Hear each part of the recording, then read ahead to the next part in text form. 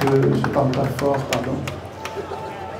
J'ai pris quelques notes parce que 4 minutes, c'est effrayant. D'habitude, j'ai 4 heures et il ne faut pas que j'ouvre de parenthèse.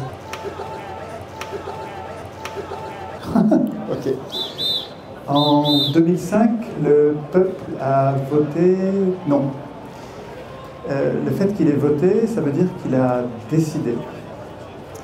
En votant, on fait un acte de souveraineté, on décide. Donc en 2005, on a décidé. Mais en 2007, le même peuple a accepté d'élire. Et élire, c'est renoncer à voter. Élire, c'est décider qu'on ne va plus jamais rien décider. Donc élire, c'est le contraire de voter. Donc en 2007, nous avons appliqué. Et moins d'un an après, en 2008, les élus ont voté oui. En votant, ils ont décidé, ils ont été souverains et ils ont trahi, violé leurs électeurs. Ils l'ont fait impunément parce que dans la Constitution, il n'y a aucun pouvoir populaire pour contrôler les représentants. Donc nous n'avons pas de constitution digne de ce nom, puisque les pouvoirs sont hors de contrôle des citoyens. Une constitution digne de ce nom, ça sert à mettre en place des pouvoirs dont nous avons besoin. Nous avons besoin de représentants, mais nous avons tout à en craindre. Donc le même texte, et c'est ça qui est génial dans ce texte, c'est que la Constitution, ça sert surtout à limiter les pouvoirs, à effrayer les pouvoirs, à contraindre les pouvoirs de façon à ce que nous n'en ayons rien à craindre. Pour l'instant, nous avons laissé les représentants écrire eux-mêmes leur contrat de travail et écrire eux-mêmes les règles de la représentation, la Constitution. Et c'est pour ça qu'ils ont institué leur puissance et notre impuissance. Et c'est comme ça partout sur Terre et à toutes les époques. Les professionnels de la politique, dans le processus constituant, sont en conflit d'intérêts. Ils ont un intérêt personnel contraire à l'intérêt général. Et c'est pour ça que ça ne marche jamais. C'est pas la faute des élus, c'est notre faute à nous qui les laissons faire. Si vous changiez les élus, si vous en preniez d'autres, vous auriez le même problème. Tout pouvoir va jusqu'à ce qu'il trouve une limite. Or, pour l'instant, nous ne sommes pas foutus de fixer des limites. L'armée obéit à la Constitution, la police obéit à la Constitution, tous les pouvoirs obéissent à la Constitution. Et ce que nous sommes, nous nous foutons de la Constitution. Ben, c'est bien fait pour nous, c'est la sélection naturelle, hein, mort ou con. Voilà. Tant qu'on n'écrira pas la Constitution, nous n'aurons pas de puissance politique.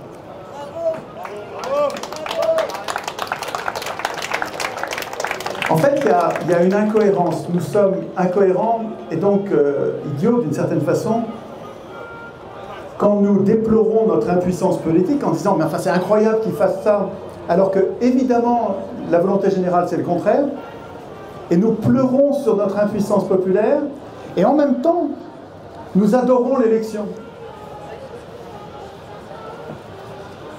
Il est idiot de déplorer les conséquences dont on adore les causes. Voilà. Ça ne sert à rien. Si j'adore l'élection, je ne peux pas me plaindre d'être impuissant politique, ça va avec. L'élection entraîne mécaniquement, forcément, notre impuissance politique. Donc on ne peut pas, je répète souvent, vous savez, hein, qu'on ne peut pas penser à l'endroit avec des mots mis à l'envers.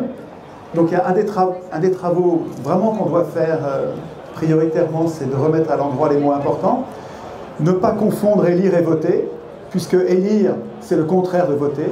Ne pas confondre démocratie et gouvernement représentatif. Le gouvernement représentatif est, par construction, depuis le début, depuis 1789, c'était pas bien en 1789 et ça s'est dégradé. Non, non, c'était dès le début antidémocratique.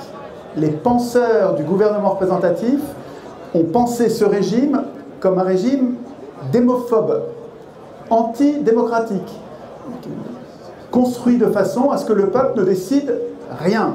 Et c'est l'état dans lequel nous sommes aujourd'hui. Donc si on appelle ça démocratie, on n'arrive pas à penser. Pour penser, il faut avoir les mots à l'endroit.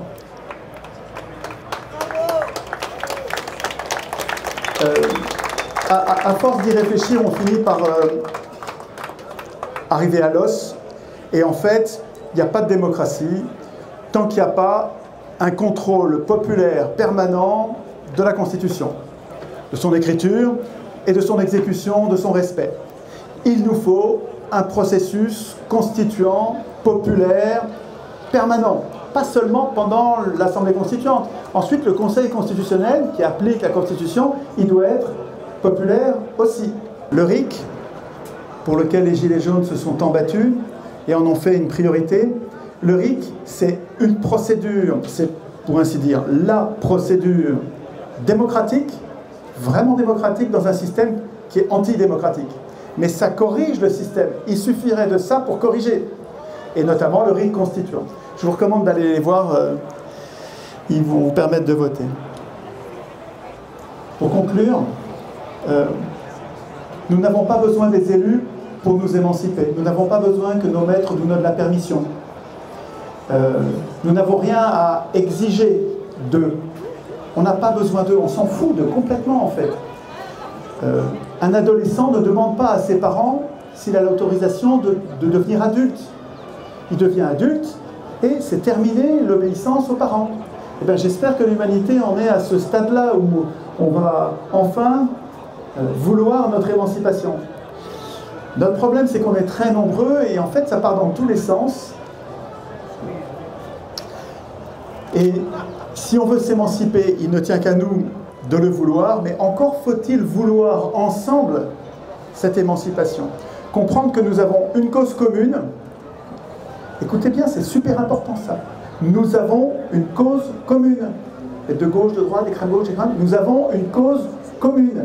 C'est instituer nous-mêmes la puissance politique qui nous manque.